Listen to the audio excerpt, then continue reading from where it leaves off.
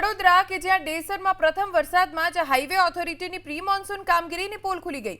ઉદલપુર ચોકડીથી ડેસર જતા માર્ગ પાસે આવેલા જાનીપુરા ગામ નજીક મોટો ખાડો પડ્યો, જેના કારણે વાહન ચાલકો પર અકસ્માતનો ખતરો સતત તોળાઈ રહ્યો છે। ક્વોરી વિસ્તારનો મુખ્ય માર્ગ બિસ્માર છે।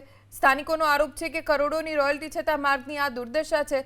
हाल तो वेपारीओ ने ग्रामजनों तात्कालिक समारकामनी मांग करी है।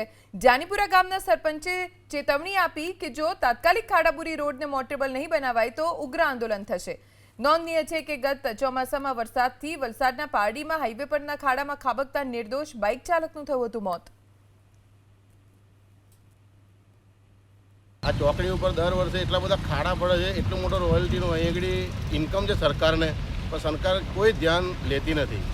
અને અહીંયા બાજુમાં બ્રિજ આવેલો છે અડધા કિલોમીટરમાં, અને એની અંદર એટલો મોટો ખાડો પડ્યો છે કે ક્યારેક બાઇકવાળો એ ખાડામાં સીધો ઉતરી જશે અંદર। આ પહેલા જ વરસાદની મેં આટલો મોટો ખાડો થઈ ગયો છે, એટલો મોટો ખાડો થઈ ગયો છે, ગાડી બ્રેકડાઉન થાય તો મોટામાં મોટી સમસ્યા એવી છે કે અહીં આગળ ટ્રાફિક જામ થઈ જાય છે 2 કલાક સુધી, અને ટ્રાફિકની એટલી મોટી સમસ્યા થઈ જાય છે કે ગાડી જ્યાં લગી નીકળે નહીં બ્રેકડાઉનવાળી ત્યાં સુધી લાઈનો પડી જાય છે 1 કિલોમીટરની।